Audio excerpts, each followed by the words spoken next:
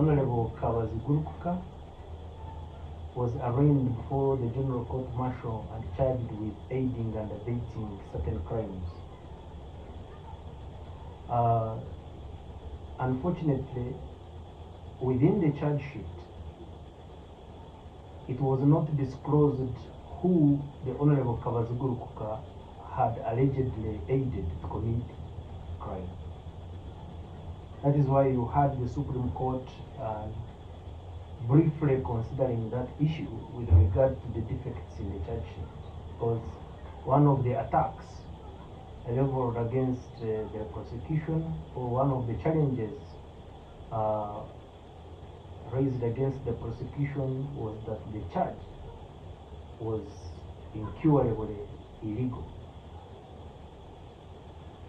The Supreme Court found that the illegalities or the defects in the charge which were alleged by the petitioner are the nature that could be cured by the function of amendment of charge sheets within the criminal justice system. So the court did not give much attention to what was being raised by the lawyers with regard to the defects cited by counsel for the petitioner, who was now Kawazigurukuka, and who was the respondent to the appeal now under consideration.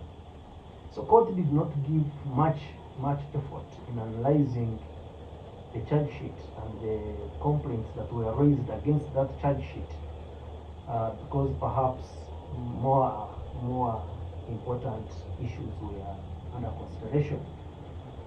However, I would have expected the Supreme Court to address the complaints raised against the charge sheet within the context of the Constitution of Uganda. First, it is one of the tenets of a fair hearing that the person charged with a criminal offense should be able to understand the true nature of the offense leveled against him. If the charge sheet is not drafted, is not couched in terms express enough to tell or to inform or to alert the accused person of the true nature of the case against him, then that charge sheet is not merely defective, but is unconstitutional. So to me, if a charge sheet is couched in terms that are incapable of revealing to the accused person the true nature of the offense he's faced with,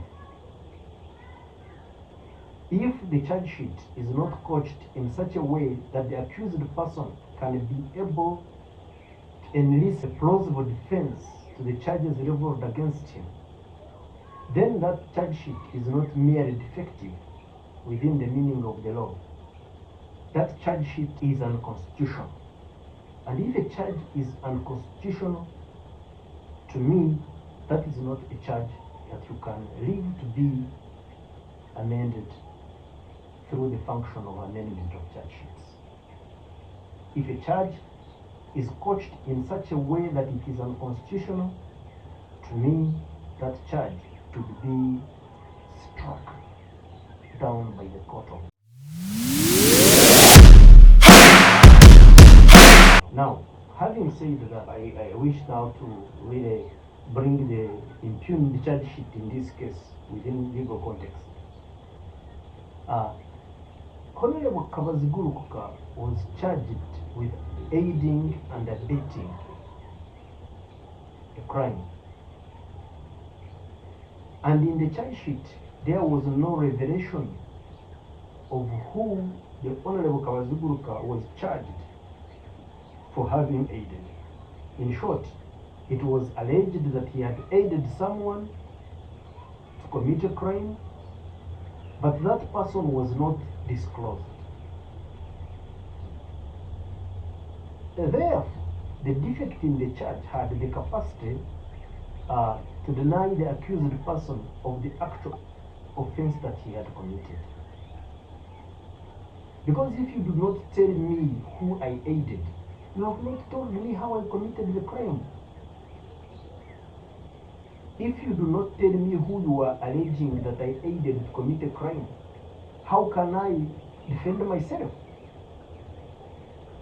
How can I enlist a defense for aiding someone that I don't know? Because I couldn't have aided the whole world to commit a crime. You must be able to specifically, state the person who I am alleged to have aided to commit a crime, so that I raise my defense within the context of that person.